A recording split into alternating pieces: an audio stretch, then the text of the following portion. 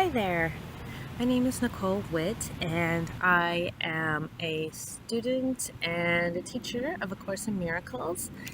And I decided to make these video blogs, I guess, to basically just start talking about the course and putting it out there. I've been asked by some people to do this, so we'll see how it goes. But I'm glad you're here watching this. And as we all know, for students of the course, I'm really only talking to myself, which, I'm looking at myself on the computer screen as I'm doing this. So I really am only talking to myself, but I hope that you hear something that might be helpful to you. So I feel like Spirit is leading me today to talk about relationships, and especially something I read last night when I was doing my nightly reading, which is Cameo 21 in the Circle of Atonement new complete edition of the course, which is this big purple book put out by the Circle of Atonement. And it's kind of new, but there's a lot of added material in there. And one thing that's added is the section's called You Do Not Realize How Much You Hate Each Other. And it's about these notes that Jesus had given to both Bill and Helen. It was meant for both of them, but it's not, my understanding is it's not an FIP edition at all. So basically what he's talking about is that Bill and Helen, but really all of us in relationships, okay, I have a bug flying from my face, really our egos are at war with each other and hate each other. And this kind of leads us away from expressing our full love, because the more that we express the love we have for each other and that we gain through the course and we gain through our study of relationships and holy relationships, the more the hate becomes apparent, because the more the ego fights back.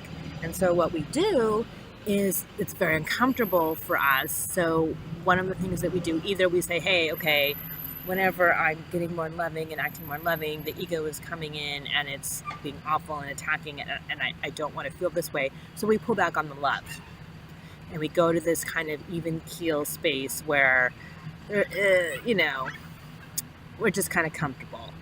We're not living in the full expression of our love for each other, but we're not having to deal with the attack thoughts either. So it's kind of a comfortable space. The other thing that we do is we try to run away from the hate, say try to get rid of the person.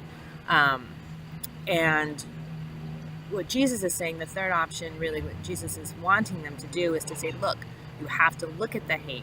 If you don't look at it, if you don't look at the darkness, then you can't get rid of it. It's just going to hide there and fester. So I want to actually read you what the actual notes are, what Jesus' instructions are to Bill and Helen.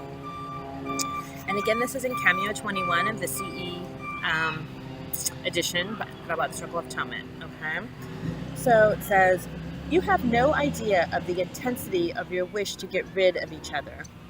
This does not mean that you are not strongly impelled toward each other, but it does mean that love is not your only emotion. Because your love has become more in awareness, the conflict can no longer be settled by your previous attempts to minimize the fear.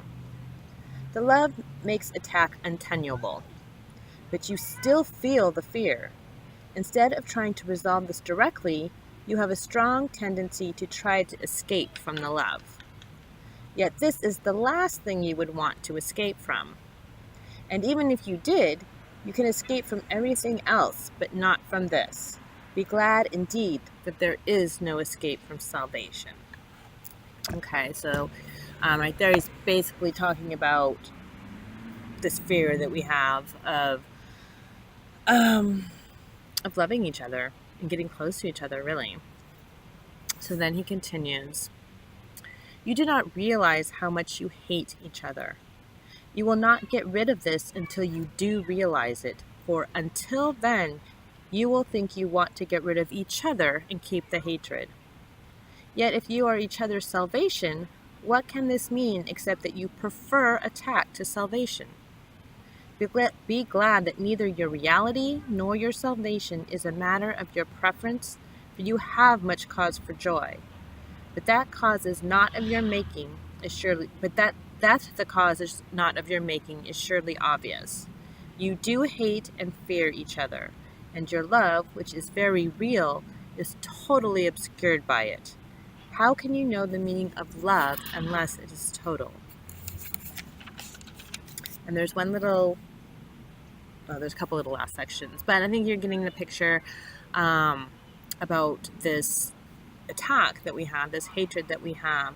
And I know for myself, as I was reading this, I know I have relationships. In fact, my relationship that I've had with my husband for a very long time, we've known each other since we were 12 years old, but I've always described it as a love-hate relationship. That I either feel totally in love with them or sometimes not so much. And so I totally get where this is coming from. So I'm going to continue reading here. This will be a very difficult period for you, but it will not be so for long. You are in danger, but you will be helped, and nothing will happen. But you cannot remain in darkness, and this will be the way out.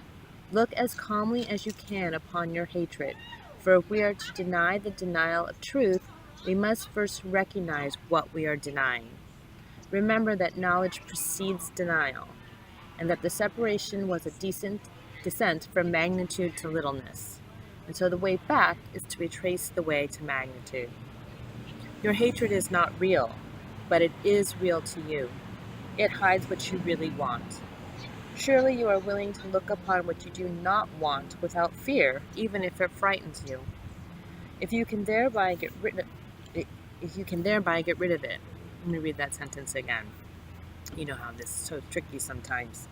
Surely you are willing to look upon what you do not want without fear, even if it frightens you, if you can thereby get rid of it. For you cannot escape salvation, and you will not escape fear until you want salvation.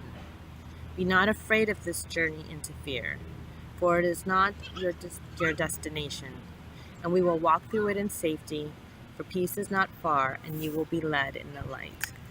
So basically what he's saying there is we really need to look at this darkness, to look at this hate, to look at this fear. Pushing it under the rug doesn't help anything.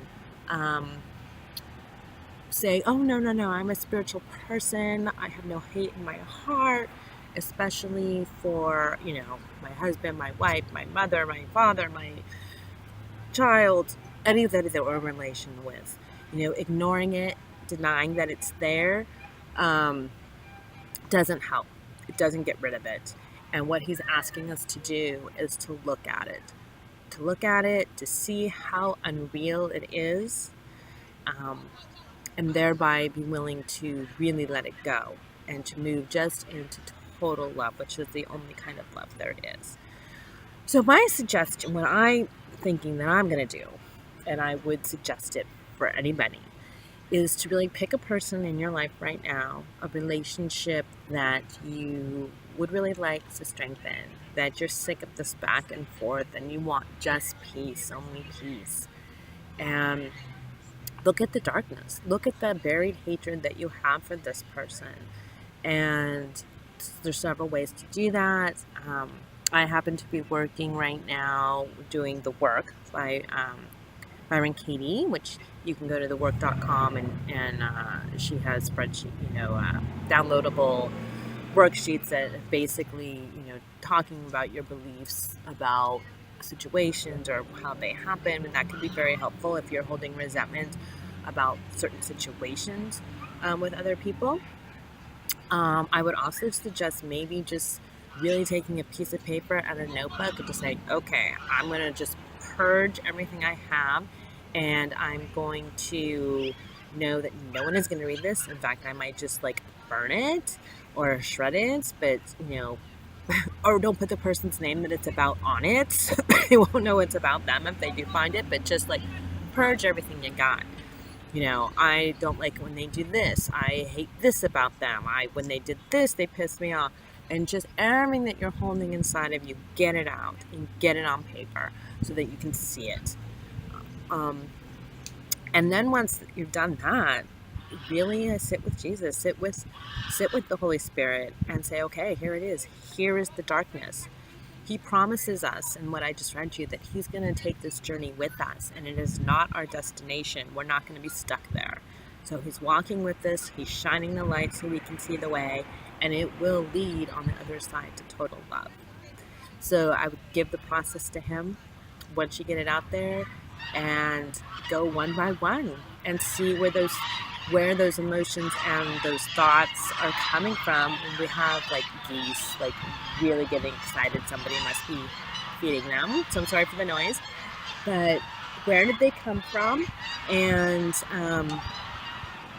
what misperceptions are you holding about them? Because really, when it comes down to it, we all know that it is the meaning that we made of things, the meaning that we gave people, places, and situations that have caused us the suffering, that have caused the hate in these relationships.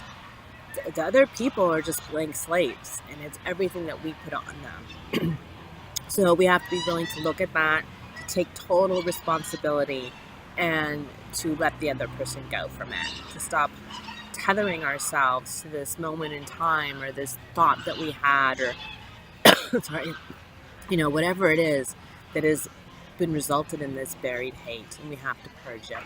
So that's all for this first edition, I think, and I hope you would enjoyed it. I hope the video quality is so good. I hope you can hear me.